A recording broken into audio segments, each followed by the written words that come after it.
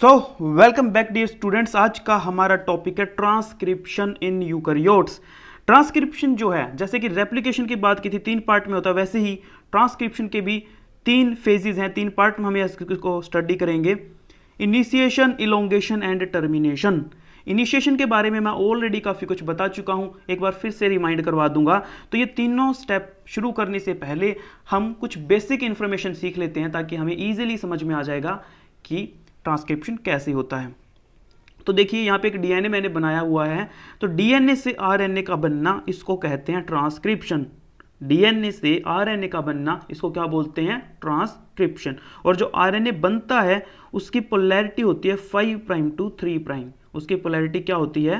5 prime to 3 prime. ये ध्यान रखना है। अब देखिए, अगर ये दोनों स्ट्रैंडों को हम अलग अलग कर दें, तो जो एक स्ट्रैंड है 5 प्राइम टू 3 प्राइम, इसको बोलेंगे कोडिंग स्ट्रैंड, और जो दूसरे वाला स्ट्रैंड है 3 टू 5 प्राइम, इसको बोलते हैं टेम्पलेट स्ट्रैंड।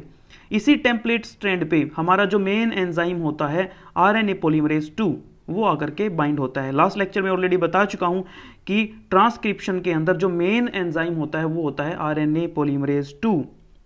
ओके, तो आरएनए पॉलीमरेज 2 बाइंड होता है टेम्पलेट स्ट्रैंड पे। दैट मीन्स कि जो मैसेंजर आरएनए बनेगा वो टेम्पलेट स्ट्रैंड पे बनेगा। ये इंपॉर्टेंट पॉइंट आपको पता होना चाहिए। तो देखिए, RNA polymerase bind on template strand. Template strand की पोलैरिटी है 3 टू 5। तो आरएनए पॉलीमरेज कैसे मूव करेगा? 5 प्राइम टू 3 प्राइम। ये देखिए, आरएनए पॉलीमरेज यहाँ पे अटैच होगा और 5 प्राइम टू 3 प्राइम इस डायरेक्शन में ऐसे मूव करेगा टू मेक मैसेंजर आरएनए।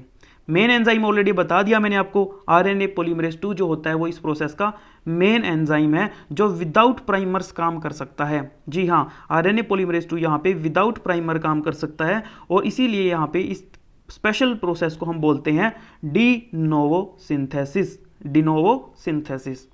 अब इस आरएनए पॉलीमरेज को कौन कौन से सबस्ट्रेट चाहिए हैं अपनी प्रोसेस को कंप्लीट करने के लिए?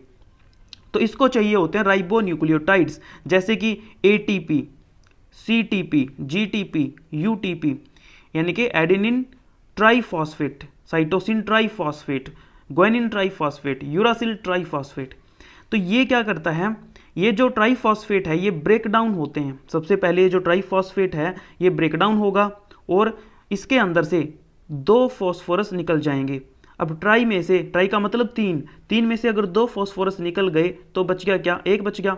इसीलिए अब ये जो बच गया इसको बोलेंगे एएमपी, एडिनोसिन मोनोफॉस्फेट। तो सभी में से 2 निकल जाएंगे, तो ये मोनोफॉस्फेट फॉर्म इनकी बच जाएगी, like AMP, CMP, GMP, UMP, जो कि एक यूनिट का काम करेगी, जो कि जिनको आरएनए पॉलीमरेज उठा के और जो टेम्पलेट स्ट्रैंड होगा इसके आगे यहाँ पे ऐसे अटैच करता जाएगा, और जिससे मैसेंजर आरएनए बन जाएगा। तो मैसेंजर आरएनए के अंदर या सिंपली आरएनए के अंदर बोले तो कौन से नाइट्रोजन बेस होते हैं? ए, सी, जी, यू। ये 4 नाइट्रोजन बेस आरएनए के अंदर होते हैं। जब ये ब्रेकडाउन होगा, ये ट्राइफॉस्फेट के अंदर से 2 फॉस्फेट निकलेंगे। ये 2 फॉस्फेट आगे फर्दर ब्रेकडाउन होते हैं और एनर्जी रिलीज करते हैं। स्टूडेंट्स, ये जो एनर्जी होती है यही एनर्जी ट्रांसक्रिप्शन में हेल्प करती है। ट्रांसक्रिप्शन की कंप्लीट प्रोसेस को रन करने में ये एनर्जी बहुत ज़्यादा हेल्प करती है। सो यहाँ पे लिखा हुआ है कि their hydrolysis provide energy for transcription. Okay, उसके बाद ये जो प्रोसेस है यहाँ पे 2 टर्म आती है, एक मोनोसिस्ट्रोनिक टर्म आती है और एक आती है पॉलीसिस्ट्रोनिक। तो देखिए, मोनोसिस्ट्रोनिक और पॉलीसिस्ट्रोनिक का मतलब क्या है? पॉलीसिस्ट्रोनिक का मतलब होता है, पॉलीसिस्ट्रोनिक जो मैकेनिज्म होता है वो होता है प्रोकैरियोट्स में। ठीक है, पी से पॉली और पी से प्रोकैरियोट्स, ऐसे करके आप इसको ध्यान रख सकते हैं। और जो मोनोसिस्ट्रोनिक मैकेनिज्म है वो होता है यूकैरियोट्स में। तो पॉलीसिस्ट्रोनिक का मतलब क्या है? सबसे पहले ये समझिए। देखो ऊपर क्या लिखा हुआ है, प्रोकैरियोट्स में 1 प्रोमोटर में कंट्रोल मैनी जीन। यहाँ पे देखो, एक प्रोमोटर एक से ज्यादा जीन को कंट्रोल कर सकता है, लाइक जीन 1, जीन 2, जीन 3, और प्रोमोटर एक ही है। ये अकेला प्रोमोटर जीन 1 को भी कंट्रोल कर लेगा, जीन 2 को भी कंट्रोल कर लेगा, जीन 3 को भी कंट्रोल कर लेगा। तो अगर मेरा लास्ट लेक्चर आपने देखा तो मैंने बताया था कि जो प्रोमोटर है वो पापा जी के जैसा है। ठीक है, और जो जीन है ये सोसाइटी के जैसे, ये सोसाइटी जैसे के समाज होते हैं वैसे हैं। तो प्रोमोटर क्या कर रहा है, यानी कि पापा जी क्या कर रहे हैं, वो अलग अलग तरह की सोसाइटी को यहाँ पे कंट्रोल कर सकते हैं, मैनेज कर सकते हैं। This is पॉलीसिस्ट्रोनिक। पॉली का मतलब एक से ज्यादा जीन को कंट्रोल करना। Okay, in prokaryotes. यूकैरियोट्स में ऐसा नहीं होता है। यूकेरियोट्स में क्या होता है, एक प्रमोटर है तो वो एक ही जीन को कंट्रोल करेगा, अगला प्रमोटर है ये भी एक ही जीन को कंट्रोल करेगा, यानी कि अपना अपना जीन अपना अपना प्रमोटर, ठीक है। ये सिर्फ इसी को कंट्रोल करेगा, ये वाला सिर्फ इसी को कंट्रोल करेगा। और यहाँ पे क्या था, एक ही प्रमोटर सभी जीन को, बहुत सारे जीन्स को आप कह सकते हैं कंट्रोल करता है। तो ये कॉन्सेप्ट था पॉलीसिस्ट्रोनिक का और मोनोसिस्ट्रोनिक का, यानी कि आज हम यूकेरियोट्स करने वाले हैं, यानी कि हम मोनोसिस्ट्रोनिक मैकेनिज्म को स्टडी करने वाले हैं। तो चलिए अब तीनों स्टेप्स हम एक एक करके करते हैं, इनिशिएशन, इलोंगेशन एंड टर्मिनेशन। आज के लेक्चर में हम सिर्फ इनिशिएशन और इलोंगेशन देखेंगे, टर्मिनेशन को हम लेंगे नेक्स्ट वीडियो में। देखिए इनिशिएशन फेज में क्या है, for example this is double stranded DNA, ऊपर वाला जो है कोडिंग स्ट्रैंड है, नीचे वाला है टेम्पलेट स्ट्रैंड। आपको मैंने बता दिया कि जो आरएनए होगा वो किस पे बनेगा, टेम्पलेट स्ट्रैंड के ऊपर बनेगा। ये ब्लैक कलर से मैंने बनाया है आरएनए पॉलीमरेज 2 को, ओके। और आरएनए पॉलीमरेज 2 के आजू बाजू बहुत सारे आप ट्रांसक्रिप्शन फैक्टर यहाँ पे देख सकते हैं। इन ट्रांसक्रिप्शन फैक्टर के बारे में स्टूडेंट्स मैं ऑलरेडी बहुत डिटेल में बता चुका हूं मेरे लास्ट वीडियो में। अगर आपको जानना है तो आप लास्ट वीडियो प्लीज़ देख लीजिए, ताकि आपको पता चल जाए कि ये सारे के सारे ट्रांसक्रिप्शन फैक्टर्स यहाँ पे क्या कर रहे हैं, ठीक है। तो यहाँ पे अलग अलग ट्रांसक्रिप्शन फैक्टर है, लाइक ए जिसे हमने एप्पल फैक्टर बोला था, डी जिसे हमने डॉग फैक्टर बोला था, एलिफेंट फैक्टर बोला था, ई एक्चुअल में this is not elephant factor but just for याद हो जाए हमें इजीली, इसलिए हमने इनको ये बोला था। तो ये अलग अलग transcription factor TF2A, TF2D, TF2E, TF2B जिसको बोल फैक्टर हमने बोला, और ये है fan factor TF2F, okay. This is TF2H जो हेलिकेज प्रॉपर्टी शो करता है। एक्चुअल में जो TF2H है, यहाँ पे देखिए TF2H के दो पर्पज होते हैं, एक ये हेलिकेज प्रॉपर्टी शो करता है, और इसकी जो 7 सब यूनिट्स होती है, टोटल इसके अंदर 9 सब यूनिट होती है, आउट ऑफ 9 जो 2 सब यूनिट है वो हेलिकेज प्रॉपर्टी शो करती है, और बाकी की 7 जो है वो काइनेज प्रॉपर्टी शो करती है। तो क्योंकि हेलिकेज प्रॉपर्टी शो कर रही है इसका कुछ पार्ट, तो हेलिकेज का काम होता है डीएनए स्ट्रैंड के हाइड्रोजन बॉन्ड्स को ब्रेक डाउन करना, और जब डीएनए स्ट्रैंड के हाइड्रोजन बॉन्ड्स ब्रेक डाउन होगी तो डीएनए बीच में से ऐसे ओपन हो जाएगा और एक लूप लाइक स्ट्रक्चर या बबल लाइक स्ट्रक्चर बन जाएगा। तो ये देखिए TF2H का एक पार्ट यहाँ पे काम कर रहा है, और जिसने ये लूप फॉर्मेशन कर दी है हाइड्रोजन बॉन्ड्स को ब्रेक डाउन करके, ओके। सेकेंड है इसका काइनेज पार्ट। काइनेज पार्ट क्या करेगा, फॉस्फोराइलेशन करेगा, किसका, phosphorylation of tail of RNA polymerase 2। RNA polymerase 2 की जो टेल है उसको फॉस्फोराइलेट करेगा। तो यहाँ पे देखिए आरएनए पॉलीमरेज की एक टेल यहाँ पे दिखा रखी है हमने, इसका फॉस्फोराइलेशन ये करेगा। तो कहाँ पे करेगा हम वो भी देखेंगे। सबसे पहले आपको इस टेल के बारे में थोड़ा जानना जरूरी है। तो आरएनए पॉलीमरेज 2 की ये जो टेल है, इस टेल को हम बोलते हैं C टर्मिनल या carboxyl terminal, okay. C terminal के अंदर 7 पेप्टाइड या you can say 7 amino acids की सीक्वेंस होती है। ये हेप्टापेप्टाइड सीक्वेंस, हेप्टा का मतलब 7, ओके, हेप्टापेप्टाइड सीक्वेंस, क्योंकि यहाँ पे पेप्टाइड बॉन्ड्स बनी हुई इन सभी के बीच में। These are 7 amino acids. तो देखिए 7 अमाइनो एसिड है, टायरोसिन, सेराइन, प्रोलिन, थ्रियोनिन, उसके बाद में अगेन सेराइन, प्रोलिन, सेराइन, ये 7 उसके बाद में फिर से रिपीट होने स्टार्ट हो जाएंगे, ठीक है, 1 2 3। तो फर्स्ट 7 जो आगे फिर से रिपीट हो जाएंगे। अब ये जो सीक्वेंस है, जब इसका फॉस्फोराइलेशन होगा, फॉस्फोराइलेशन मेनली 2 जगह पे होगा, एक तो सेकंड नंबर पे और एक 5th नंबर पे। यानी कि सेकंड नंबर पे जो सेराइन है उसका फॉस्फोराइलेशन होगा, और 5th नंबर पे जो सेराइन है उसका फॉस्फोराइलेशन होगा।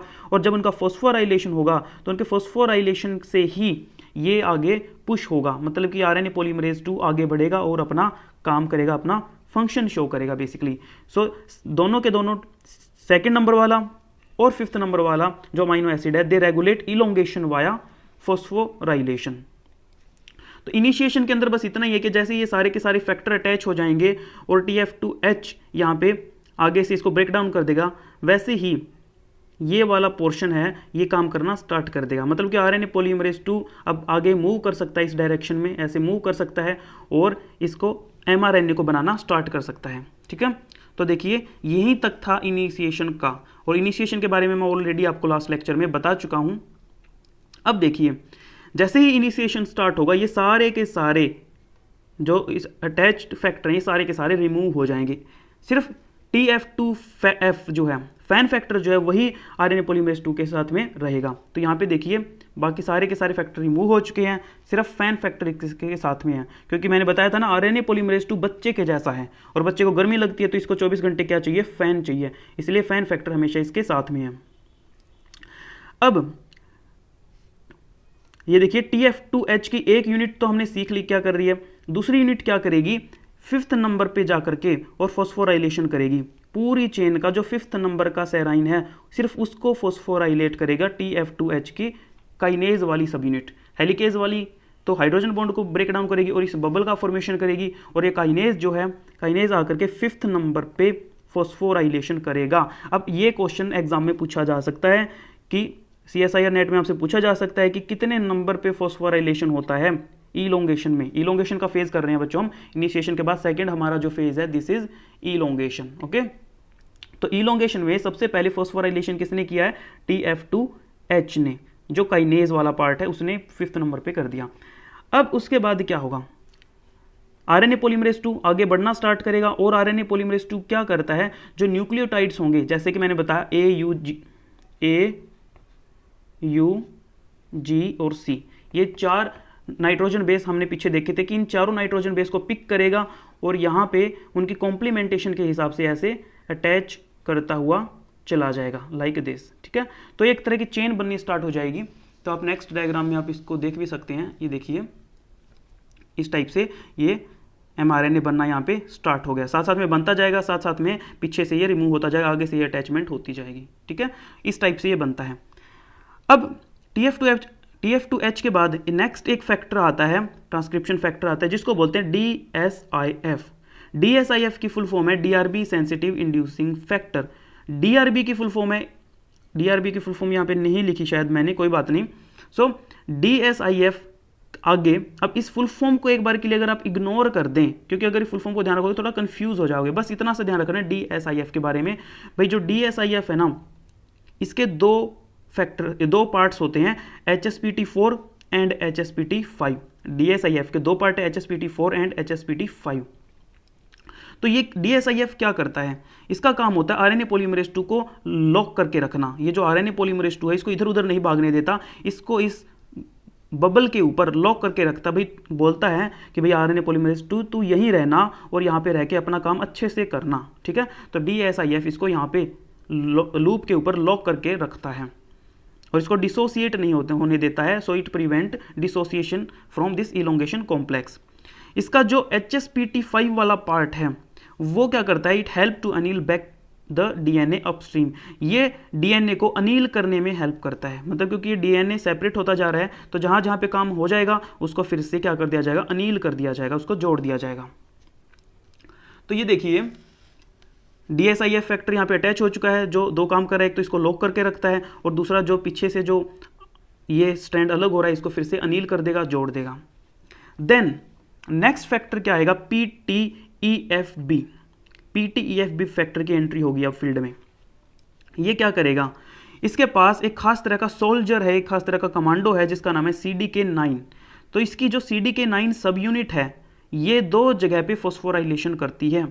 CDK9 सब यूनिट जो है स्टूडेंट्स, ये दो जगह पे फॉस्फोराइलेशन करती है। वो दो जगह कौन कौन सी है देखिए, एक है CT यानी कि जो कार्बोक्सिल टर्मिनल जो इसकी चेन थी या जो टेल थी उसके अंदर सेरिन 2 पे, और एक DSIF। सेरिन 2 और DSIF दो जगह पे ये फॉस्फोराइलेशन करेगी। तो आप डायग्राम में देखिए इजीली आपको समझ में आएगा। अब ये जो चेन है ना, इसके अंदर सेकंड नंबर यहाँ पे और DSIF यहाँ पे, DSIF का और 2 नंबर पे दोनों जगह पे फॉस्फोराइलेशन कौन करेगा, PTEFB।